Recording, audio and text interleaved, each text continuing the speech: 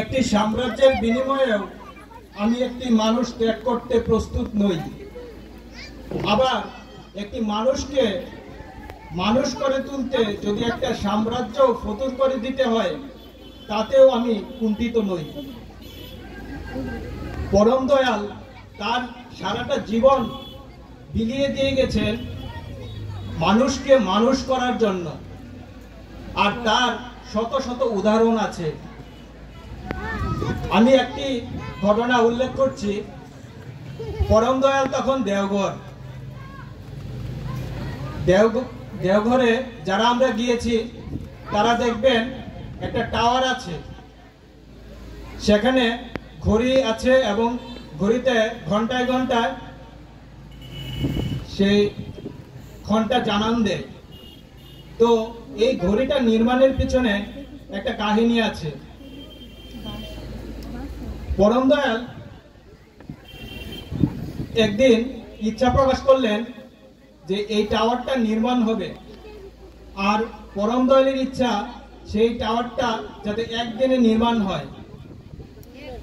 তো তখন ঠাকুরের সাথে ছিলেন একজন ইঞ্জিনিয়ার, নাম শ্রীশ রায় চৌধুরী।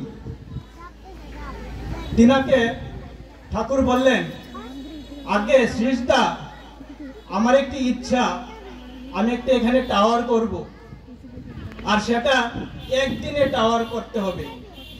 তখন এই কথাটা শুনে শ্রীশদা বলল, আগে একদিনে টাওয়ার করলে সেটা ক্ষণিকেই ভেঙে যাবে।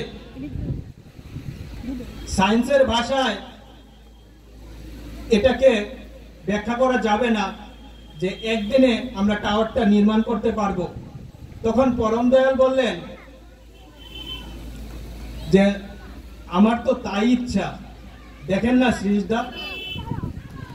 আর সেই সময়ে দেওঘরে রাজমিস্ত্রি হিসেবে কাজ করতেন খগেন দা। তো খগেন দাকে ঠাকুর বললেন যে, কিরে খগেন, আমি ইচ্ছা প্রকাশ করেছি যে একদিনে আমি টাওয়ারটা নির্মাণ করব, পারবি না? তখন খগেন দা বলল, আগে আপনার ইচ্ছায় আমার ইচ্ছা, আপনি যখন ইচ্ছা করেছেন তাহলে একদিনই টাওয়ার হবে। কিন্তু শ্রীশদা তো বলতে লাগলেন যে এই টাওয়ার একদিনে হবে না। তো এইভাবে চলতে লাগলো কিভাবে এই সরঞ্জাম জোগাড় করা যায়। তো আস্তে আস্তে ইট, বালু, সিমেন্ট সবকিছু ওই খগেনদা জোগাড় করতে লাগলেন। একদিন এই সবকিছু জোগাড় করার পরে একদিন শ্রী ঠাকুর আবার খগেনদাকে ডেকে বললেন, আগে টাওয়ারটা কি নির্মাণ করবি? তখন খগেনদা বলল, আগে আপনি যেদিন বলবেন সেই দিনই। তখন খগেনদা বলল যে আগে শ্রীশদা তো রাজি না। তখন ঠাকুর বলল, আগে শ্রীশদা কখন আসে? তখন খগেনদা বলল, আগে সকাল 8টার দিকে আসে। তখন ঠাকুর বলল যে তুই তাহলে আজকে রাতেই কাজ শুরু করে দে।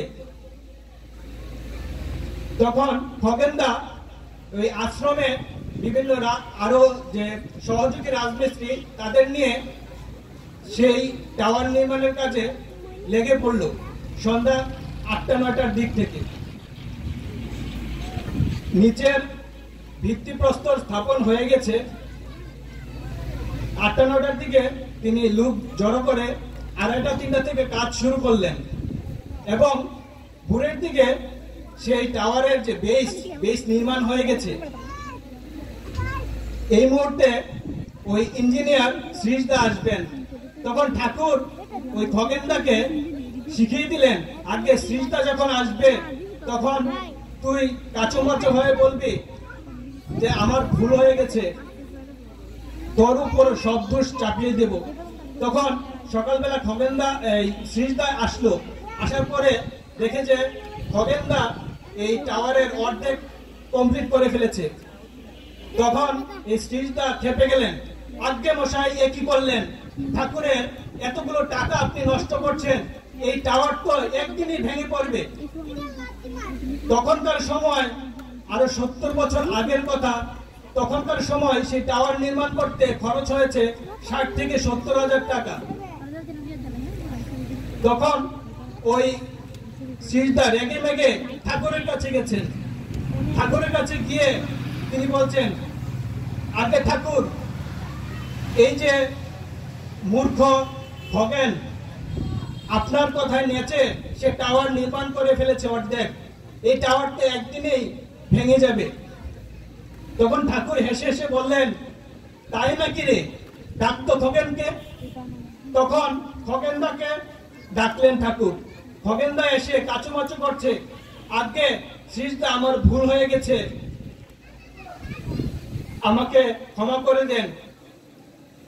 তখন ঠাকুর বললেন যে, সিজদা দেখেন না কিছু করা যায় কিনা, ও মুক্ত সূক্ষ্ম মানুষ, ও না ভুল করেই ফেলেছে, আপনি একটু সহযোগিতা করে এটা কমপ্লিট করে ফেলেন। এই মুহূর্তে সিজদা রেগে মেগে তিনি বলেন, আজকে আমি এইসবের ভিতরে নেই। তিনি রেগে মেগে চলে গেলেন। তারপর ওই খগেনদা এই টাওয়ার নির্মাণ করে সম্পন্ন করেছে। আর একটু পরপর ঠাকুর খগেনদাকে বলছেন, এই টাওয়ার তো খাড়া আছে। তখন খগেনদা বলেন, আগে ঠাকুর, এর আগে যখন খগেনদা ঠাকুরকে বলছিলেন যে আগে আপনার কথাই যেন আমি এটা তুলবো, যদি এই টাওয়ার ভেঙে যায় তাহলে কিন্তু আশ্রমের সবাই এসে আমার চামড়া তুলে ফেলবে, আপনি আমার পরম পিতা, আপনি আমাকে রক্ষা করবেন। তাই বিশ্বাস, নির্ভরতা আর আত্মত্যাগ, এই তিনটি যদি আমাদের থাকে তাহলে সবকিছুই করা সম্ভব।